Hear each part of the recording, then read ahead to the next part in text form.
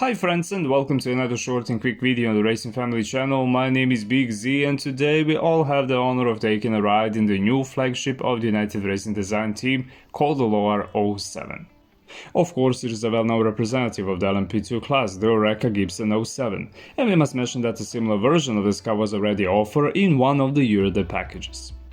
This car is completely new mod, so it has nothing to do with the previous versions and shares nothing with them except the name. As for the technical specifications of this car, it is well known that this beast is powered by a Gibson GK428 V8 engine that develops 603 brake horsepower and 555 Nm of torque. The engine is paired with a track sequential semi-automatic transmission, and the driver can change gears using pedals behind the multifunctional steering wheel. The chassis of the car is completely made of a combination of carbon fiber and Kevlar, so if we talk about the safety of the driver in the cockpit of this car, we can say that air is guaranteed.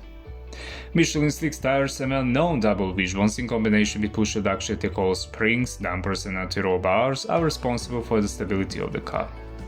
We can't help but mention that the Brembo's brakes are responsible for the restraining this beast, which thanks to the carbon fiber prop shaft has all the power from the Gibson V8 engine available on the rear wheels. When we jump into the cockpit of this car, a whole new story there begins, and no matter how many versions of the car you have, I can freely say that this is the best version of the cockpit in the Oreca, the LMP2 class car for the Assetto Corsa game. The cockpit of the car is polished to perfection, every detail is clear, clean, inspected, and it is really noticeable that the LOIRE team worked hard on every segment, which is commendable, and we know that this is the first version of the mod.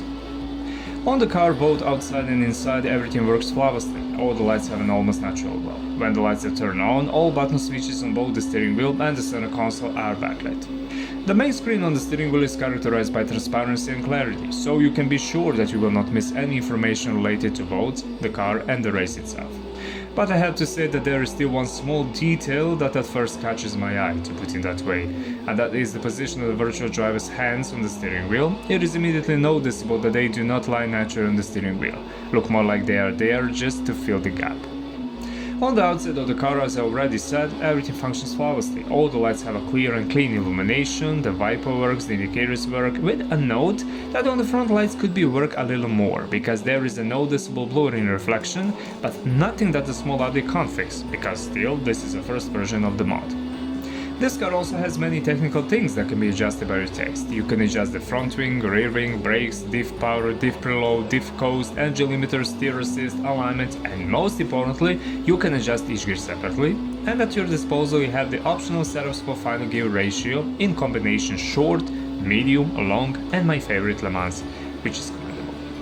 As for the electronic nannies, at your disposal you have 11 presettled maps for traction control, one very effective for ABS, so the stability will never come into question. The car is incredibly stable in the corners, and its stability reminds me more of a train than a car, and this fact will appeal more to people who use a keyboard and mouse to control, because it will allow you to be really competitive on the track. The steering wheel is very sharp and precise, but the animated model of the wheel is not well centered. It is moved a little more to the left, which can be a little irritating during driving. The brakes work fantastically well. During the braking, the discs glow a nice lava red, and when the car decelerates or during the gear change, you will notice flames from the two exhaust pipes positioned in front of the rear wheels. Animation-wise, the car is fully functional, and LOIRE has done an excellent job in that area. If you decide to buy the car, please know that you are using the 179 version of custom shader patch, as the car is completely based on that version, as well as all the effects that adorn it.